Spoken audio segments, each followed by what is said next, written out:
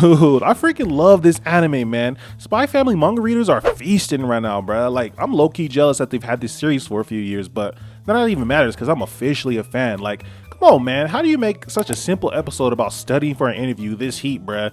And the fact that they make wholesome badass too, bro. Like, come on, dude. Like, when you say, oh, that's wholesome, or damn, that's badass, those never mix into, damn, that's wholesome. Like, what am I even talking about right now? So, this week's episode was wholesome and badass. It starts off by reviewing our characters and who they are. Also, it goes over the mission and what they're trying to accomplish, which is to prevent a war between these two countries. War is pretty huge, so remember, that's why they have Twilight, who is their best agent on the job. Can I just say, he for sure is the best dude. Like, come on, man. How does he unknowingly recruit a psychic and an assassin for his family, bruh? Just that dynamic, bro. Spy, assassin, psychic. Oh, man. This series got it. So, after the recap, we see Princess has brought her things to move in with Anya and Twilight. While Twilight gathers Princess's things, Anya gives her a tour of the house. And yes, this is Anya's house. Don't get it twisted. Go ahead, little mamas. But with the little act, though, we see that Anya loves to help. Not only does she give a tour of the house for Princess, but we periodically see how she even helps Twilight with house chores and cooking. This point is further emphasized when she tries to go and help Princess unpack her things.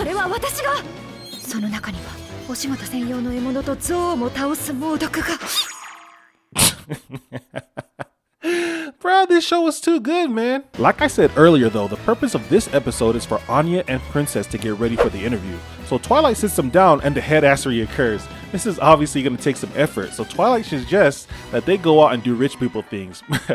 The comedy here is too good, Anya being a cute nuisance and Princess being an adorable weirdo.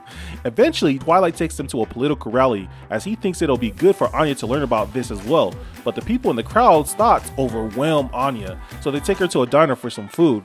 At this point, Twilight is thinking to himself, that's a dead mission, and Princess perceives that he's feeling a little overwhelmed.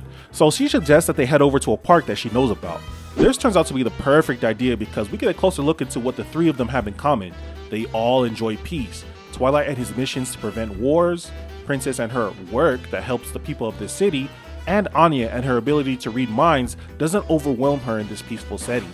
This moment, however, only lasts a short while because it's interrupted by this fool who out here snatching grandma bags. And you already know Princess is on bumpers. Twilight, though, against his code to stay low-key, also jumps into action, but it's Anya who finds the perpetrator and assists Twilight in taking him out. After returning the purse to Granny, she compliments Princess, Twilight, and Anya on what a beautiful family they have, and thanks them for helping out. This gets to Twilight as it's already been established that his work is a thankless job. These events re-motivate him to help Anya and the princess study for the interview. This episode was so good, man. Like I said earlier, the plot of this episode was simple: prepare for the school interview. But what the episode helped us do was develop our main characters and witness their dynamic and chemistry grow. We learned a little more about Twilight's motivation, confirming that he is indeed kind-hearted, which fits perfectly with Princess, who we also learned that the people she takes out tend to be those who threaten the peace of this city. Anya is the glue that brings this all together. These characters are wonderful and definitely elevates the simplicity of the story so far. This is great because, given how little we know still about these three and their past lives and what could happen in the future, that simplicity leads into complexities we are anxious to see uncovered.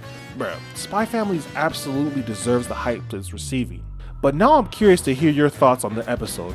I'd say that this one is my favorite so far. But with that said, I'll see you guys next week for my thoughts and review on episode 4. Peace!